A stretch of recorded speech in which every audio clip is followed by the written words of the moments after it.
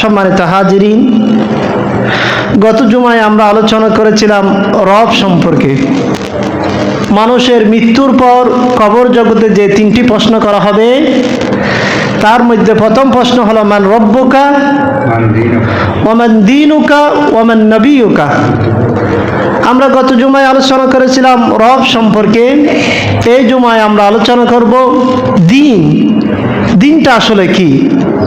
আল্লাহ পাক রব্বুল আলামিন যে আমাদেরকে কবরের মধ্যে প্রশ্ন করবে, ওয়ামান দীনুকা, তোমার দিন কি ছিল?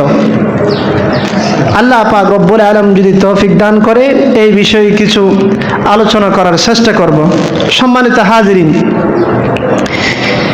দিন শব্দের অর্থ হলো জীবন ব্যবস্থা। আমরা সাধারণত দিন বলতে ইসলাম ধর্ম, এক একটা ধর্ম যেভাবে রয়েছে, আমরা এই ধর্ম বলতে শুধু ইবাদত কেন্দ্রিক দিন বুঝি আমরা। কিন্তু দিন বলতে মুসলমানদের জন্য সামগ্রিকভাবে যাবতীয় যা কিছু আছে আল্লাহ পাক রব্বুল আলামিন সমস্ত দিনের মধ্যে আল্লাহ পাক রব্বুল আলামিন ঢুকিয়ে দিয়েছেন। এই জন্য আল্লাহ পাক রব্বুল আলামিন বলেন, ইন্নাদ দীনা ইনদাল্লাহিল ইসলাম, তোমাদের জন্য জীবন ব্যবস্থা হিসেবে ইসলামকে কি করে নির্ধারিত করে দিলাম। সম্মানিত হাজিরিন, হযরতে আদম আলাইহিস সালাম থেকে শুরু করে হযরত মুহাম্মদ রাসূলুল্লাহ সাল্লাল্লাহু আলাইহি ওয়াসাল্লাম পর্যন্ত আল্লাহ পাক রব্বুল আলামিন অসংখ্য নবী রাসূল দুনিয়ার মধ্যে প্রেরণ করেছেন। তাদেরকে দুনিয়ার মধ্যে প্রেরণের উদ্দেশ্য হলো তারা একমাত্র আল্লাহ তাআলার দাওয়াত দিবে, তৌহিদের বাণী প্রচার করবে। কিন্তু যুগে যুগে আল্লাহ পাক রব্বুল আলামিন নবী রাসূল প্রেরণ করেছেন, কিন্তু কোন নবীকে সর্বশ্রেষ্ঠ দিন, পরিপূর্ণ করতে পারে নাই।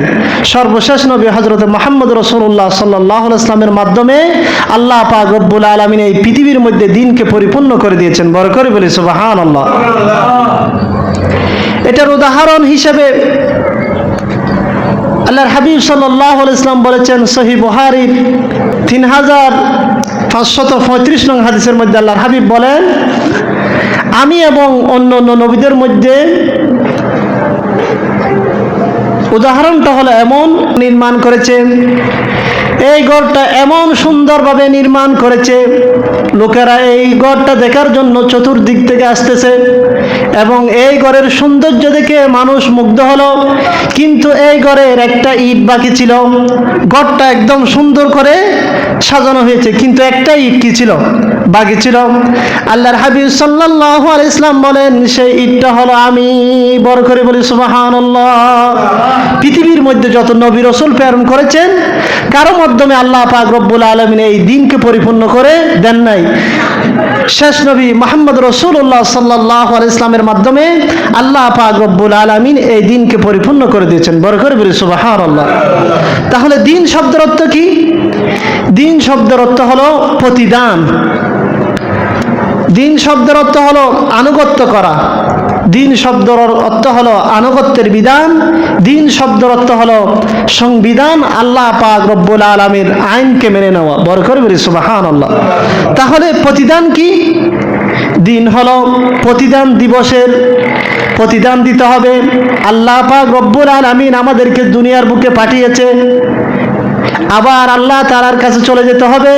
কিন্তু দুনিয়ার মধ্যে যা কিছু করেছো তার জন্য আল্লাহ পাক রব্বুল আলামিনকে কৈফিয়ত দিতে হবে কিনা? সেই জন্য আল্লাহ পাক রব্বুল আলামিন বলেন, মালিকি ইয়াউমিদ্দিন, বিচার দিবসে তোমাদের প্রতিদান আল্লাহ তাআলার কাছে কি করতে হবে? পেশ করতে হবে। দুনিয়ার মধ্যে যা কিছু করেছো ওই দুনিয়ার যাবতীয় কাজগুলো আল্লাহ তাআলার সামনে পেশ করতে হবে। আরো কিছু মানুষ রয়েছে প্রতিদানের দিবসকে অস্বীকার করে, কিয়ামতকে অস্বীকার করে।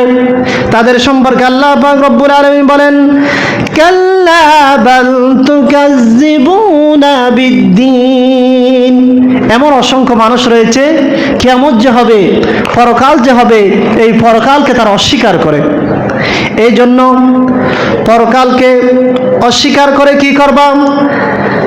সেটা এমন একটা দিন, আল্লাহ পাক রব্বুল আলামিন বলেন সেদিন কেউ কারো কোনো কাজে আসবে না, কেউ কারো কোনো লাভও করতে পারবে না, কেউ কারো কোনো ক্ষতিও করতে পারবে না। আল্লাহ পাক রব্বুল আলামিন বলেন ইয়াউমা লা তামলিকু নাফসুন লিনাফসিন শাইআ, সেই দিন কোনো মানুষের উপকার করতে পারবে না। এমন একটি সময় হবে, আমরা চাইলে তো দুনিয়ার মধ্যে মানুষকে উপকার করতে পারি, সাহায্য সহযোগিতা করতে পারি। কাল কিয়ামতের ময়দানে এমন দিন, ওয়াল আমরু ইয়াউমাইদিন লিল্লাহ, কিয়ামতের দিন শুধু আদেশ চলবে একজনের, সেটা হলো আল্লাহ পাক রব্বুল আলামিনের, আর কোনো আদেশ চলবে না। সেদিন আল্লাহ পাক রব্বুল আলামিন মানব জাতিকে প্রশ্ন করবে লিমানিল মুলকুল ইয়াউম, আজ রাজত্ব কার? আজ দুনিয়ার মধ্যে যারা স্বৈরাচারী করেছিল, মানুষের উপর অত্যাচার করেছিল, জুলুম করেছিল, নিপীড়ন করেছিল, কাল কিয়ামতের ময়দানে আল্লাহ পাক রব্বুল আলামিন মানুষ জাতিকে প্রশ্ন ছুড়ে দিবেন লিমানিল মুলকুল ইয়াউম, আজ রাজত্ব কার? সমস্ত মানুষ সেই দিন আল্লাহ পাক রব্বুল আলামিন জবাব দিবে লিল্লাহিল ওয়াহিদিল কাহ্হার, রাজত্ব হলো সেই সার্বভৌমত্বের মালিক আল্লাহ পাক রব্বুল আলামিনের। বড় করে বলি সুবহানাল্লাহ।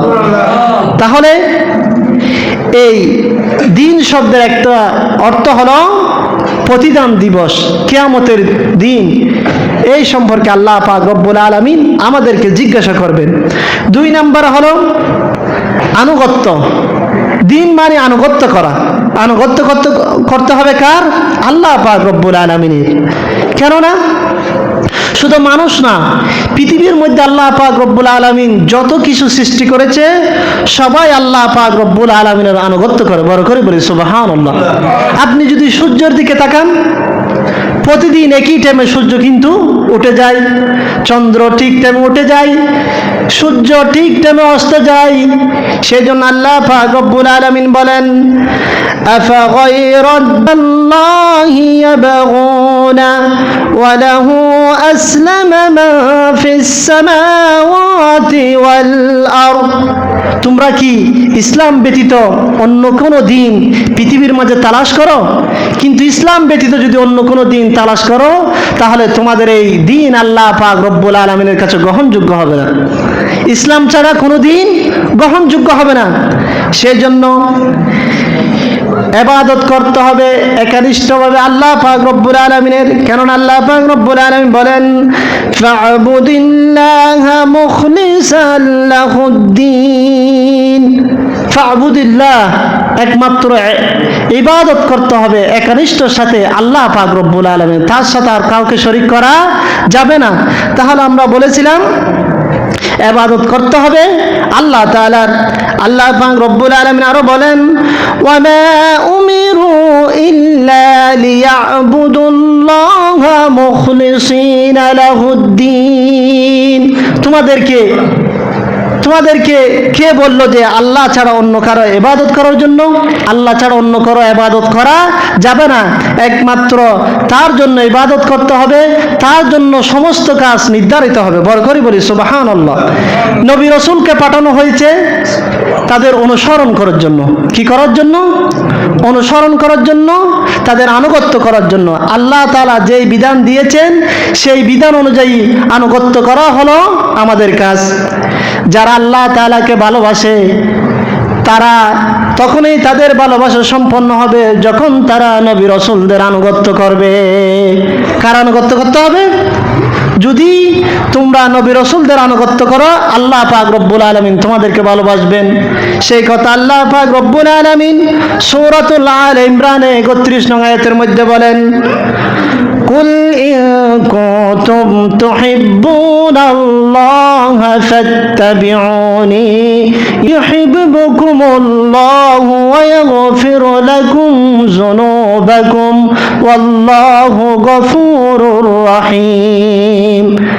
আল্লাহ পাক রব্বুল আলামিন তার হাবিবকে বলেন কুল ইন কুনতুম তুহিব্বুনাল্লাহ, যারা আল্লাহ তাআলাকে ভালোবাসে ফাত্তাবিউনি, তারা যেন আমার আনুগত্য করে। কার আনুগত্য করতে হবে? রসুলের আনুগত্য করতে হবে, নবীর আনুগত্য করতে হবে। যদি আমরা রসুলের আনুগত্য করি তাহলে কি হবে? আল্লাহ পাক রব্বুল আলামিন বলেন ইউহিব্বুকুমুল্লাহ, আল্লাহ পাক রব্বুল আলামিন তোমাদেরকে ভালোবাসবেন। বড় করে বলি সুবহানাল্লাহ। আনুগত্য করতে হবে কার? রসুলের। রসুলের আনুগত্য করলে আল্লাহ তাআলা আমাদেরকে ভালোবাসবেন। আল্লাহ পাক রব্বুল আলামিন আরো বলেন ওয়া ইয়াগফিরু লাকুম যুনুবাকুম, তোমরা যখন রসুলের আনুগত্য করবে, আমার হাবিবের আনুগত্য করবে, তখন আমি তোমাদেরকে ভালোবাসবো এবং তোমাদের জীবনের সমস্ত গুনাহ হাতাগুলোকে আমি মাফ করে দিব। বড় করে বলি সুবহানাল্লাহ। তাহলে আল্লাহকে পাওয়ার, রসুলকে পাওয়ার পূর্ব সত্য হলো কি করতে হবে? আনুগত্য করতে হবে। শুধু মুখ দিয়ে বললে হবে আমি রসুলকে ভালোবাসি। আচ্ছা, সাহাবী একরাম, কোনো একজন সাহাবী দিনে রাতে 24 ঘন্টা জপতে থাকলো যে আমি রসুলকে ভালোবাসি, রসুলকে ভালোবাসি, কিন্তু রসুলের সাথে যুদ্ধে যায় না, রসুলের বিধান নামাজ পড়ে না, রসুলের বিধান জাকাত দেয় না, রোজা রাখে না, তাহলে কি সেই কখনো রসুলের সাথী হতে পারবে? রসুলের বন্ধু হতে পারবে? হতে পারবে কিনা? হতে পারবে না। সেই জন্য রসুলকে ভালোবাসার পূর্ব সত্য হলো রসুলের আনুগত্য করা। এখন আমরা আমাদের সমাজে কি দেখা যায়? আমাদের সমাজে দেখা যায় যে নামাজ নাই, রোজা নাই, হজ নাই, রসুলের কোনো সুন্নত নাই, এ বলো রসুলের বড় আশেক। আচ্ছা, আপনি বিবাহ করছেন, বিবাহ করার পরে আপনার স্ত্রীকে বাদ দেন না, কাপড় দেন না, ছুরি দেন না, তাহলে এই ভালোবাসার কোনো মূল্য আছে? সেই জন্য শুধু ভালোবাসা বললেই ভালোবাসা প্রকাশ হয় না। ভালোবাসা প্রকাশ করার জন্য এটা কাজে কর্মে দেখিয়ে দিতে হবে। তাহলে কাজে কর্মে দেখিয়ে দিতে হলে রসুল যেই বিধান নিয়ে এসেছে পৃথিবীর মধ্যে, সেই বিধান অনুযায়ী চললে তাহলে আমরা আল্লাহ তাআলার ভালোবাসা পাবো, ঠিক কিনা? সেই জন্য সম্মানিত হাজিরিন, ইসলাম মানে হচ্ছে আত্মসমর্পণ করা। ইসলাম মানে কি? আত্মসমর্পণ করা। ইসলাম মানে হলো শান্তি, ইসলাম মানে হলো নিরাপত্তা। আত্মসমর্পণ কিভাবে? আল্লাহ পাক রব্বুল আলামিন যখন হযরত ইব্রাহিম আলাইহিস সালাতু ওয়াস সালামকে আদেশ দিলেন তুমি আনুগত্য হও, আমার কাছে আত্মসমর্পণ করো, কিন্তু হযরত ইব্রাহিম আলাইহিস সালাতু ওয়াস সালাম বলেন নাই কি জন্য, কি কারণে আমি আনুগত্য করব।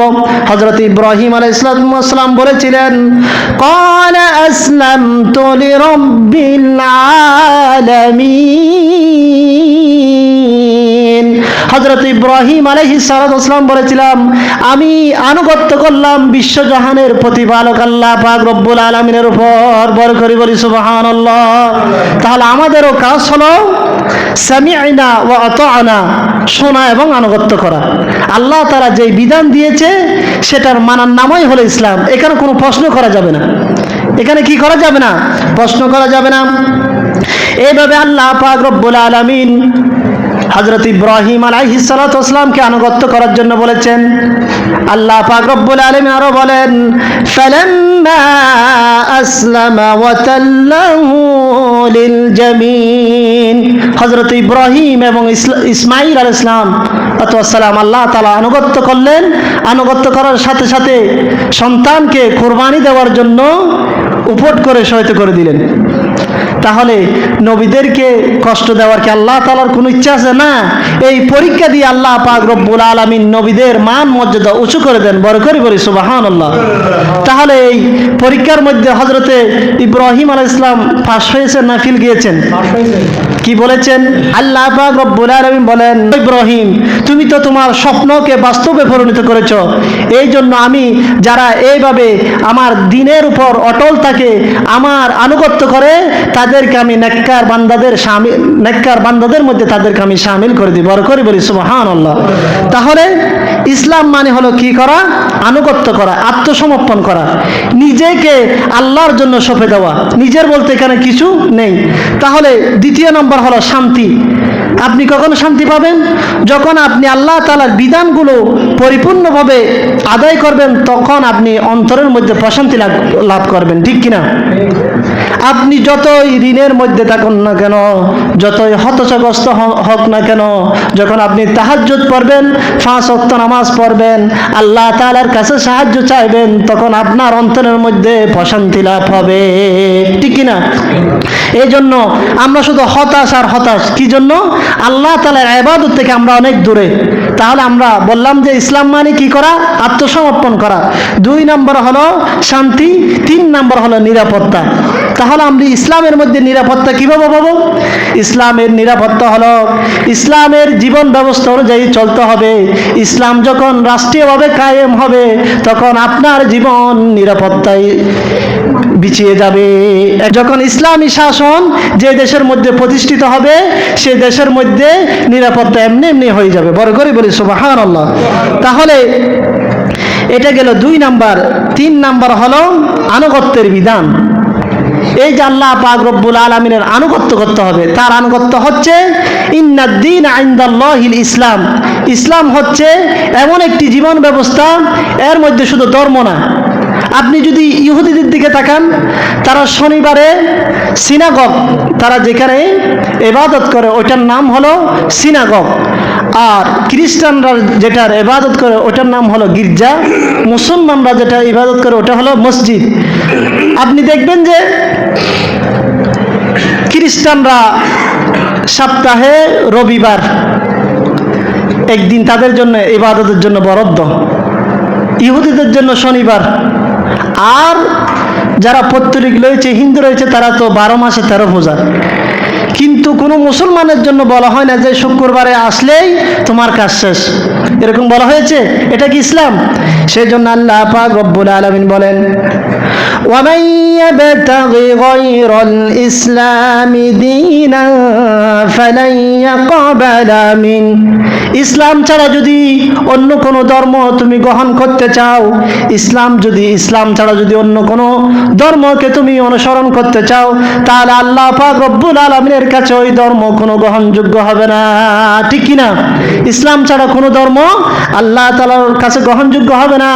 সেই জন্য বলেছিলাম, খ্রিস্টানরা একদিন কি যায়? গির্জায় যায়।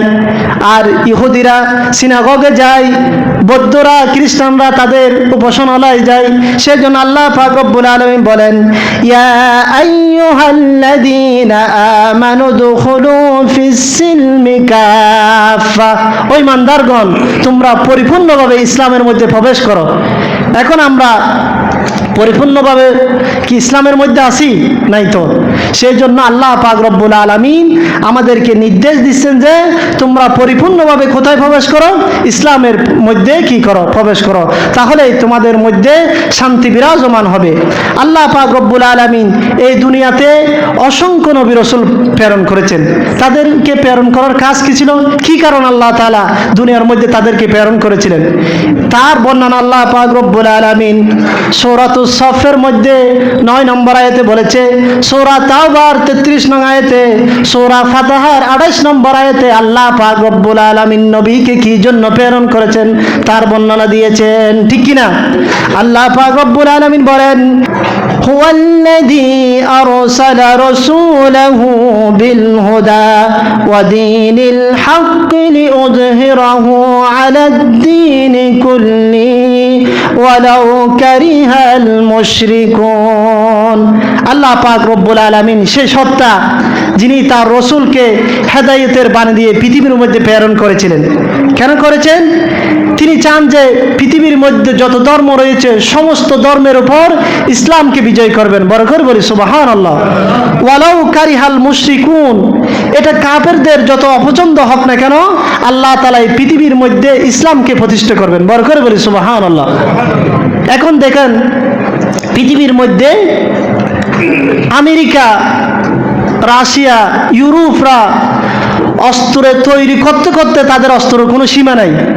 কিন্তু মুসলিম বিশ্বের মধ্যে কোনো একটা রাষ্ট্রের মধ্যে যদি অস্ত্রের মজুদ করা হয়, তারা এখানে ব্যাটু দেয়, দেয় কিনা? তারা কিন্তু অস্ত্রের কারখানা কি করে, নির্মাণ করে কারা? আমেরিকারা। কিন্তু তারা সারা পৃথিবীর মধ্যে এই অস্ত্র তারা বিক্রি করে, আবার এই অস্ত্রের বিরুদ্ধে তারাই কিন্তু আবার কথা বলে। সম্মানিত হাজরিন, আল্লাহ তাআলা বললেন যে আমি তোমাদেরকে কি করব, এই পৃথিবীর মধ্যে বিজয়ী শক্তি হিসেবে প্রেরণ করেছি, তোমাদেরকে আমি বিজয় দিব। আল্লাহ পাক রব্বুল আলামিন, কেন আমি তোমাদেরকে বিজয় দিব? বিজয় হওয়ার শর্ত হলো তোমাদেরকে ঈমানদার হতে হবে। আল্লাহ পাক রব্বুল আলামিন সূরা আলে ইমরানের 139 নং আয়াতের মধ্যে বলেন, ওয়া আনতুমুল আ'লাউনা ইন কুনতুম মুমিনিন, তোমরা যদি মুমিন হয়ে থাকো তাহলে আমি তোমাদেরকে বিজয় দান করব। তোমরা যদি কি হয়ে থাকো? মুমিন হয়ে থাকো, আমি তোমাদেরকে বিজয় দান করব। আল্লাহ পাক রব্বুল আলামিন সূরা ফাতহার মধ্যে আরো বলেন, হুয়াল্লাযী আরসালা রাসূলাহু বিল হুদা ওয়া দীনিল হাক্কি লিইয়ুযহিরাহু আলাদ-দীনি কুল্লিহি ওয়া কাফা বিল্লাহি শাহীদা।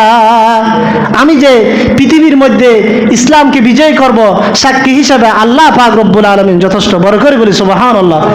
আল্লাহ পাক রব্বুল আলামিন বলতেছেন, কেউ সাক্ষী দেখ আর না দেখ, আমি পৃথিবীর মধ্যে ইসলাম প্রতিষ্ঠা করব, এটা সাক্ষী হিসাবে আমি আল্লাহ পাক রব্বুল আলামিন যথেষ্ট। এরপর আল্লাহ পাক রব্বুল আলামিন এই আয়াতের মধ্যে আরো কিছু কঠিন কথা বলতেছে।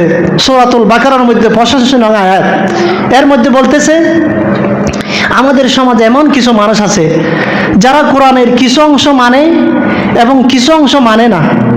যেগুলো নিজের জন্য সুবিধা মনে হয় সেগুলো আমরা মেনে নিই, ঠিক কিনা? কিন্তু যেগুলো নিজের বিপক্ষে যায়, নিজের জন্য একটু অসুবিধা মনে হয়, সেখান থেকে আমরা দূরে থাকি।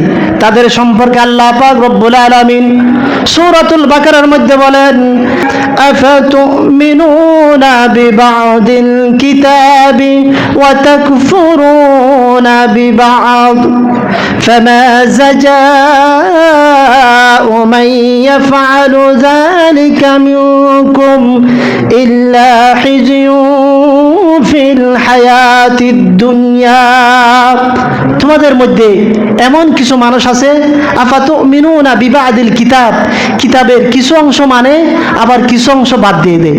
যেগুলো নিজের জন্য সুবিধা মনে করে সেগুলো তারা মানে, আর যেগুলো নিজেদের জন্য কঠিন মনে হয় সেগুলো তারা বাদ দিয়ে দেয়। তাদের অবস্থা কি হবে? তাদের সম্পর্কে আল্লাহ পাক রব্বুল আলামিন বলেন, ওই সমস্ত মানুষদের কি পরিণত হবে?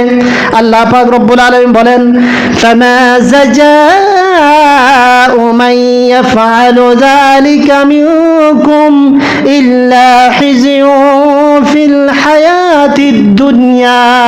এই সমস্ত কাজ যারা করবে, কোরআনের কিছু অংশ মানবে, কিছু অংশ ছেড়ে দিবে, তাদের জন্য দুনিয়ার জীবনে রয়েছে লাঞ্ছনা আর অপমান, ঠিক কিনা?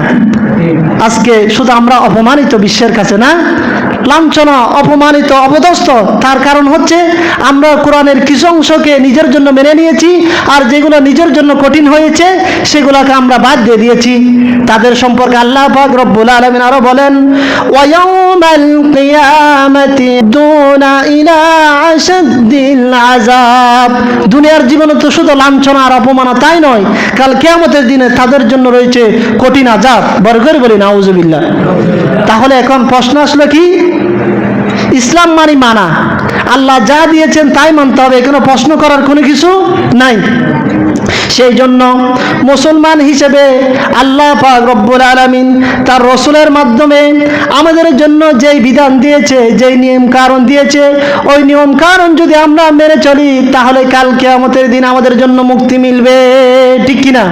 আর যদি তা মেনে না চলি, শুধু রসুলকে ভালোবাসি, রসুলকে ভালোবাসি জিকির করলে হবে না। রসুলের আনুগত্য করতে হবে। রসুল কি করে গেছেন সেটা আমাদেরকে আনুগত্য করতে হবে।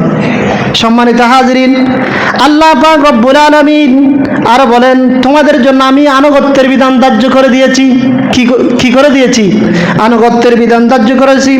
সূরাতুশ শুআরার 13 নম্বর আয়াতের মধ্যে আল্লাহ বলেন, শারা'a লাকুম মিনাদ-দীন الدين ما وصى به তোমাদের জন্য আমি আনুগত্য তোমাদের জন্য দিন ব্যবস্থা কি হবে আমি এটা নির্ধারণ করে দিয়েছি তার নির্দেশ দিয়েছি নূহ হযরত নূহ আলাইহিস সালাতু ওয়াস সালামকে ওয়াল্লাযী আওহাইনা ইলাইকা ওয়া মা ওয়াসাইনা বিহি ইব্রাহিমা ওয়া মূসা ওয়া ঈসা আমি তোমাদের জন্য দিনটা নির্ধারণ করে দিয়েছি প্রথম থেকে তার নির্দেশ দিয়েছিলাম আমি হযরতে নূহ আলাইহিস সালাতু ওয়াস সালাম তার নির্দেশ দিয়েছি কিতাবের মধ্যে হযরতে মুহাম্মদ সাল্লাল্লাহু আলাইহি ওয়াসাল্লামকে বড় করে বলি সুবহানাল্লাহ তার নির্দেশ দিয়েছি আমি ইব্রাহিম আলাইহিস সালাতু ওয়াস সালামকে তার নির্দেশ দিয়েছি আমি মূসা আলাইহিস সালাতু ওয়াস সালামকে তার নির্দেশ দিয়েছি আমি ঈসা আলাইহিস সালামকে বড় করে বলি সুবহানাল্লাহ